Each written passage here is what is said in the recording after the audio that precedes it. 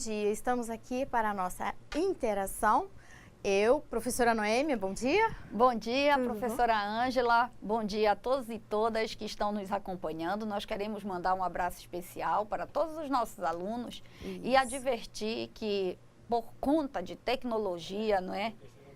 Este nosso segundo fogo, nós estamos sem internet e nós vamos pedir que vocês sigam durante a semana enviando suas interações, suas questões, para que nós possamos, em um outro momento, estarmos solucionando as questões que a professora Ângela irá propor nesse momento.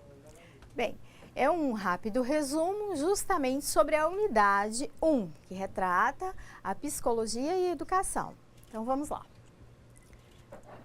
Então, em resumo, o papel da escola é muito importante para as relações educativas. Então, justamente nessa aula, nós enfatizamos a importância dos profissionais que se encontram na unidade de ensino, ou seja, na escola. Para quê? Para o bom relacionamento. Não se trata simplesmente de ter profissionais da área pedagógica, mas sim da área psicológica, onde esse profissional vai poder justamente olhar com carinho para determinados assuntos no que se referem aos alunos. Áreas pedagógicas e profissionais das escolas públicas e os profissionais da área psicológica, levando em consideração diferentes tipos de conhecimentos. Então, torna-se também necessário reconhecer a própria experiência vivida em outros contextos sociais para a construção do conhecimento sobre as relações interpessoais. É muito interessante e de muita importância que todos tenham essa questão dessa relação interpessoal de forma harmoniosa, tanto para os profissionais quanto para a questão do ensino-aprendizagem do aluno, não é, professora Noêmia? Sim, muito bem. O papel do psicólogo, ele é importante em todas as esferas sociais. Entretanto, como nosso estudo aqui ele é voltado para os profissionais da educação, é lógico que nós vamos fazer uma avaliação de como a educação percebe a importância do psicólogo. Com certeza. Nesse caso, nós vamos ter aí Piaget, Vygotsky, Gestalt, vários, Montessori, vários teóricos influenciando e sendo influenciados por teóricos como Freud, Karl Marx, que é muito conhecido no Brasil pelas teorias socialistas, né, em oposição ao capitalismo, mas que, na verdade, tem um tratado sobre educação que é muito referendado, inclusive, pelo Vygotsky. Ele vai buscar em Marx essa sua influência. E por que isso vai acontecer? Porque nós vamos entender que dentro da educação, o cérebro, a fisiologia cerebral, ela é formada para aprender. No ser humano, vamos deixar claro aqui, que estamos tratando, não é, de uma esfera específica do conhecimento. Então, no ser humano, a fisiologia cerebral, ela é preparada para aprender. Agora, como é que se dá esse aprendizado? Que fatores influenciam neste aprendizado? Como eu desenvolvo mecanismos em que uma criança que tinha pouca habilidade em determinado aspecto acaba se equalizando a outras. Estas são questões que precisam de um apoio de um psicólogo junto com o pedagogo. Isso mesmo. Porque o pedagogo sozinho, ele não tem condição de dar conta daquilo que foge ali à sua alçada do aprendizado. Porque o pedagogo, ele entra na sala de aula para ensinar a criança a escrever e a ler. 6 anos, né? Com 7 anos a minha criança tem que ler. Ele consegue isso com 80% da turma. E os 10% que não conseguiu, ele tem que perguntar-se onde foi que eu, né, de repente não dei atenção, qual é, digamos assim, o diferencial desses 20% de criança que não chegou. ele sozinho não dá conta disso. É. Precisa que haja uma outra investigação, porque nós vamos entender que fatores familiares, fatores culturais, fatores sociais, eles vão interferir diretamente na formação da criança. Da criança, não é é? verdade. Um aspecto que nós temos que levar em consideração, eu estou sempre puxando para este lado, professora, é a questão hoje do modo como se aprende. Houve uma mudança imensa na nossa sociedade com a intervenção da tecnologia, dos anos 90 para cá, Né? vamos dizer. O que nós percebemos? A nossa geração, a minha e a sua, e de alguns alunos nossos, ela era uma educação nuclear. Nós tínhamos a família como núcleo central, da família o que nós aprendíamos se direcionava. Quando nós íamos buscar conhecimento, nós tínhamos que sair do núcleo e ir para a escola. Hoje em dia é assim que funciona? Não. A minha criança, ela estando em casa ou estando na sala de aula, se perdeu, em certa medida, o controle acerca do que ela está aprendendo. Porque ela está 24 horas interagindo com as tecnologias. E nós não sabemos, nós não temos condição de controlar todas as informações que ela recebe e como ela recebe essas informações.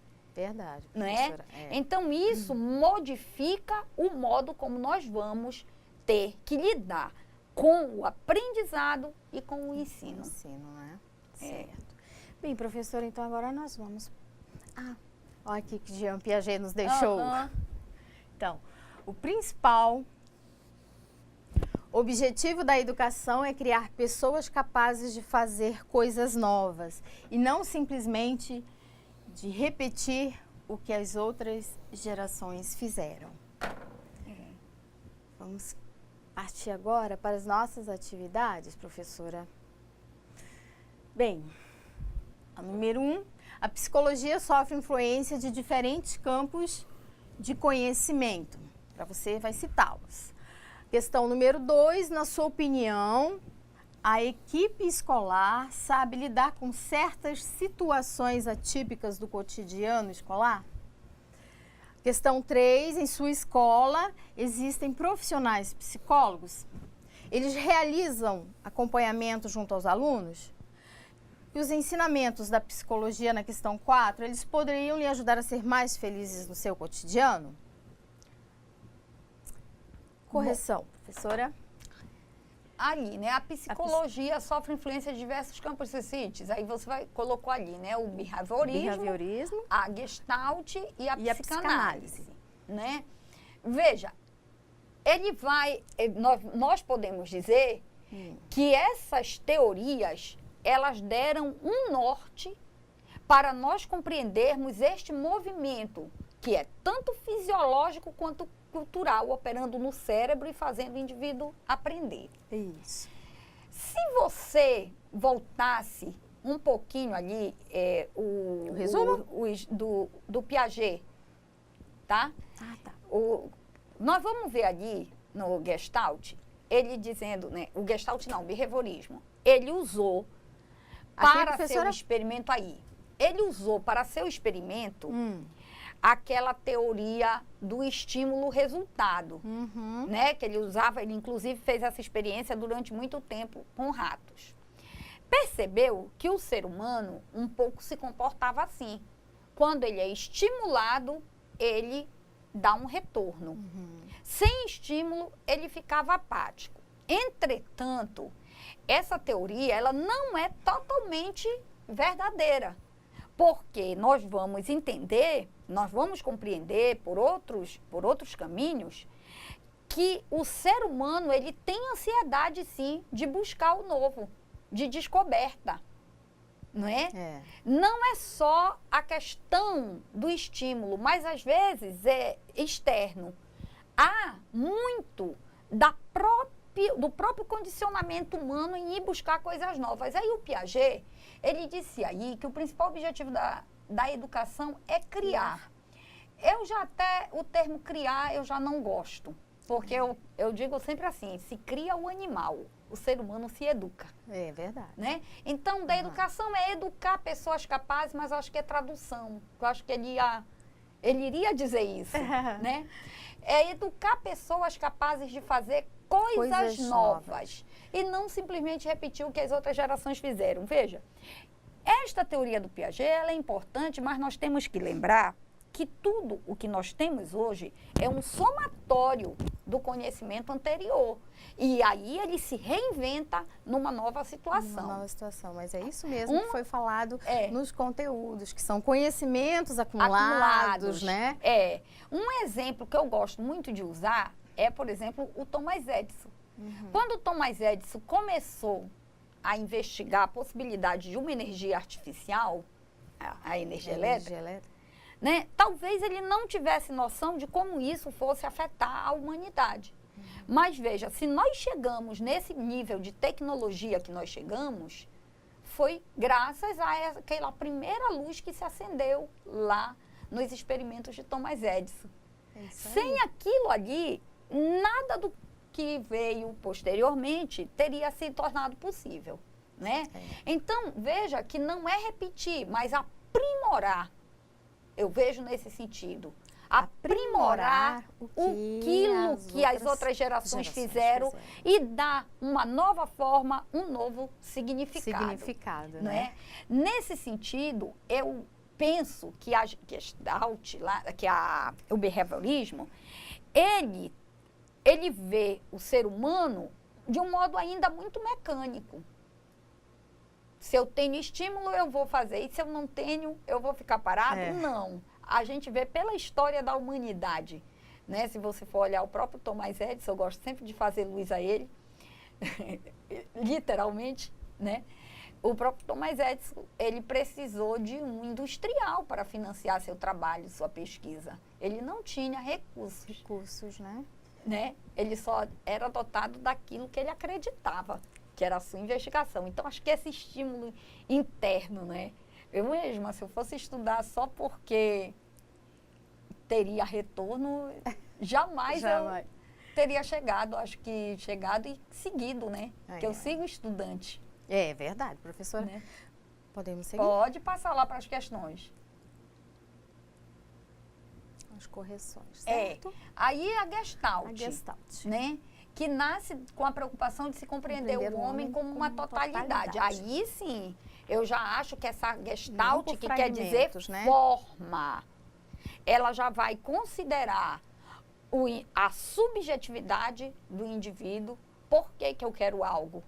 Aquela questão, né, que tem numa rede de televisão. O que te move? Né?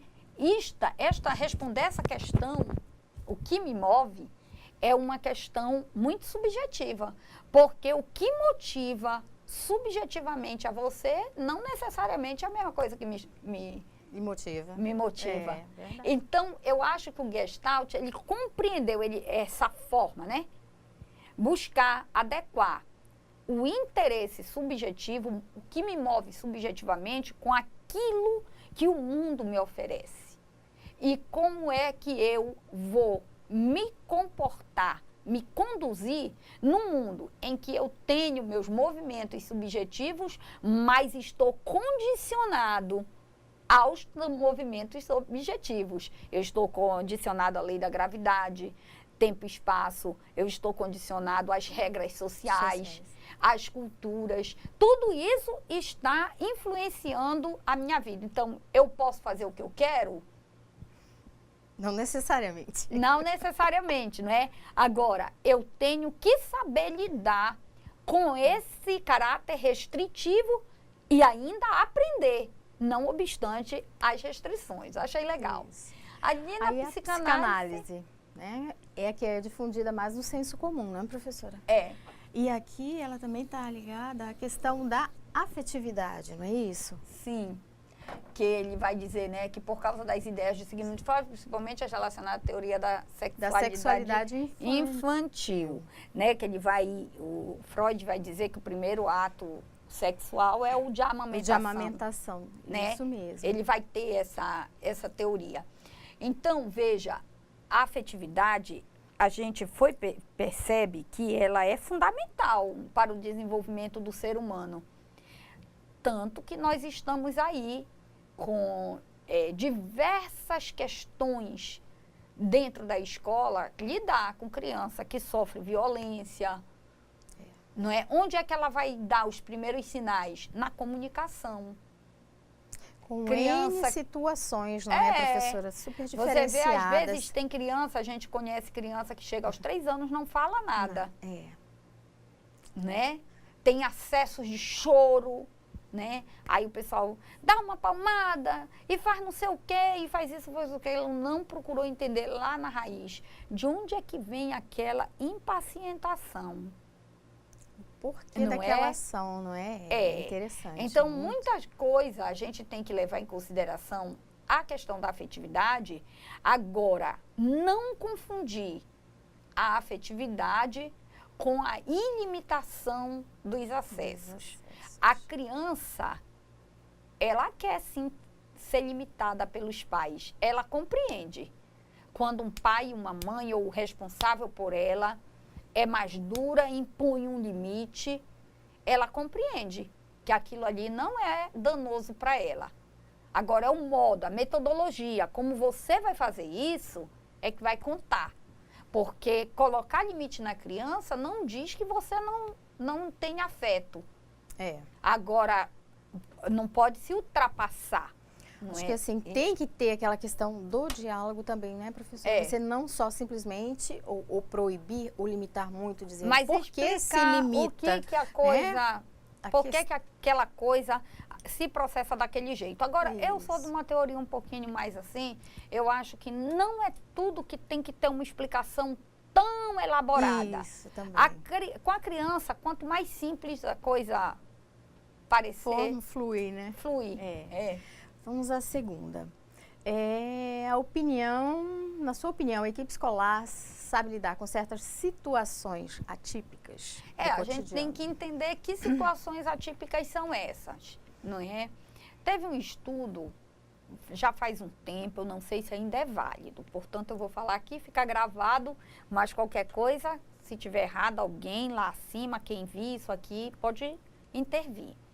Saiu um estudo há pouco tempo no Brasil que dizia que 30% das nossas crianças de escola pública apresentavam algum tipo de dislexia. Como é que o meu professor vai perceber a dislexia se ele, às vezes, ele está sozinho dentro de uma sala com 40 crianças? E também, professora, não tem só a questão das 40 crianças, porque nós temos também a questão da inclusão, não é? Essa questão da inclusão e assim, N situações, vamos supor, são 40 crianças, são N universos. E como ele vai chegar a perceber se ele está sozinho? É somente. Né? É isso aí que a gente não pode perder de vista o foco das necessidades de outros profissionais intervindo qualitativamente na educação.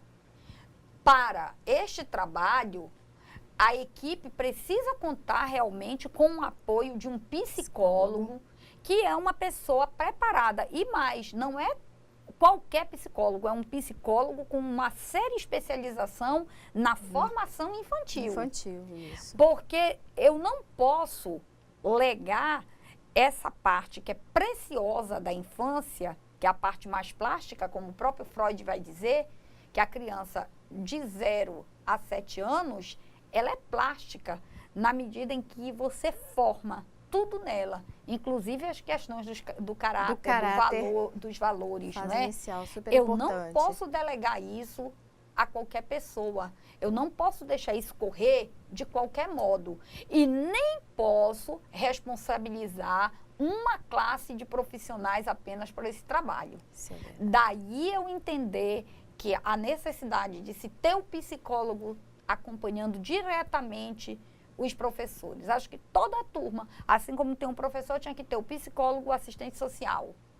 Porque é um conjunto investigativo. A pergunta uma equipe multidisciplinar. Uma equipe multidisciplinar. Por que a minha criança não está aprendendo? Eu vou procurar saber. É uma questão alimentar? Às vezes a criança pode não estar recebendo a alimentação adequada. Problemas familiares? Problemas familiares?